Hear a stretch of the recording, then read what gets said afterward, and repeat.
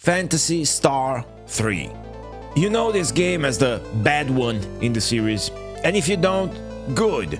You will now get to see a passionate, educated, spoiler-free introduction to why it is so mind-blowing.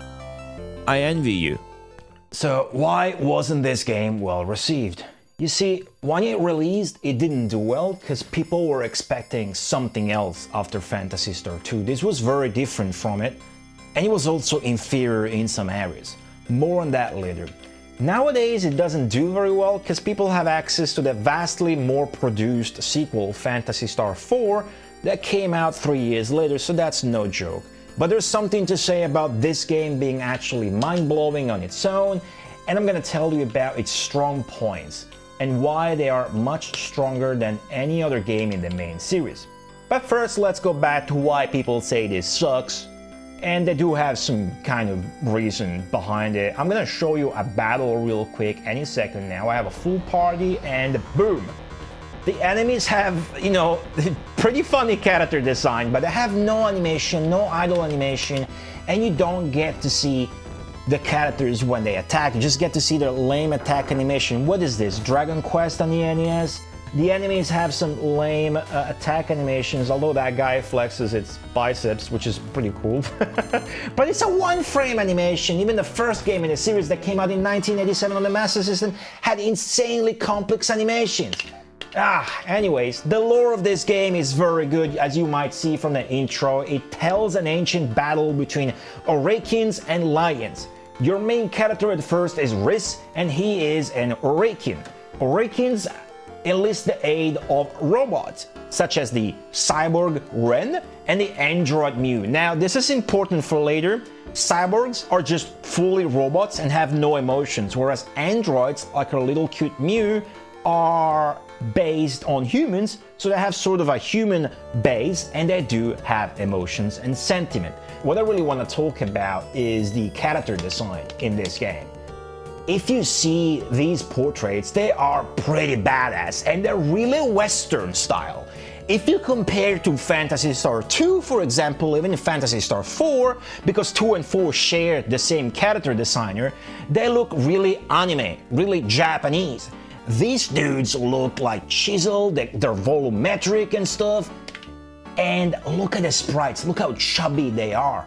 Look at Ren, a big robot, it's got a big head and short limbs. Isn't that weird? I love the character design in this game. The character design is a woman who married a famous manga artist. So the girl is Toyo Ozaki, she married Masaki Segawa, who did this cover art and the manga Basilisk. And they both worked on this game, and together they released a character book, which you might see online because it's got like scenes where Ren transforms into a shower. It's pretty funny. In this game, Ren can transform into a boat, into an airplane that just carries you around the map and stuff like that.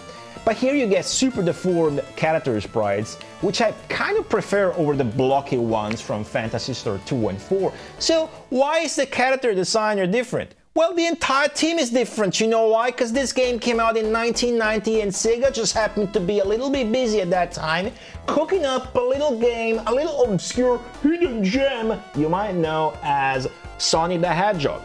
Right, so that's why the team is so different. That's why this game is so different than the second one. That's why this game didn't do well. It did so poorly, it was so poorly received by the fans that in the book World of Phantasy Star, they dedicate only 2 pages to it, and the pages are entitled, "Why Did Phantasy Star 3 Flop?" Insane. Now granted, this released shortly after the release of Phantasy Star 4, so it's mostly about that, but 2 pages? Damn.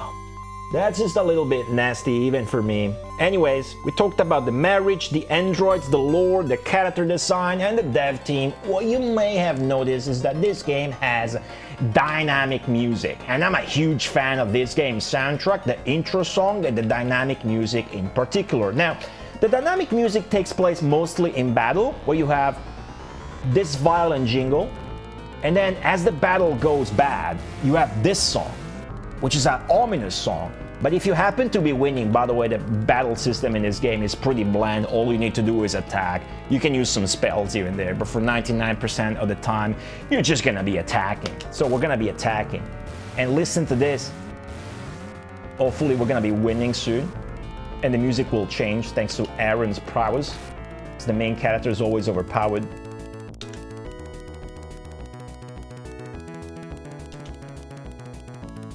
Alright, look at that.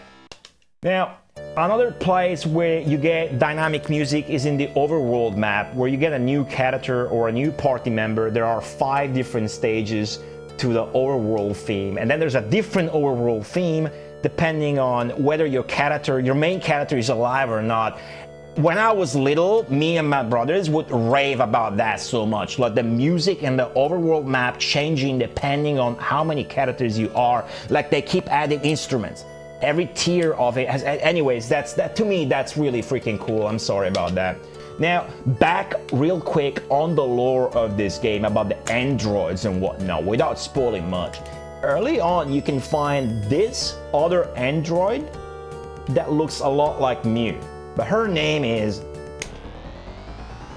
thank you, 2 colossal giants whose battle animation is gonna be pointing their giant finger at me and killing me.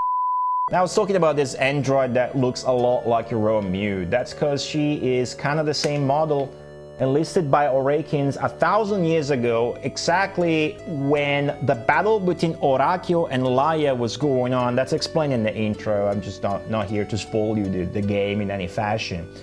And this little sad android kind of lost its mind and is looking for its master, Orakyo. Where is Orakyo? It's been 1,000 years, but I know his black sword anywhere. Fast forward to when you actually have the ultimate weapon in the game, which is Orakyo's black sword, and you get this dialogue. Her face destroyed. The black sword. Orakyo, you've returned. That is not Orakyo, by the way. She just thinks it is. I'm so glad to meet you again before Mew collapses. This Mew illustration from the character book represents how I feel about Phantasy Star 3 having a bad reputation. It's still a cool game, and as such, it is sacred. This video reached you, and you now have a higher opinion of this game, I hope. You might even play it, that's why I didn't show you too much. So my mission is complete. I can let go of this black sheath and shut down. Watch this video now about Phantasy Star 2 to fully understand the comparison with Phantasy Star 3.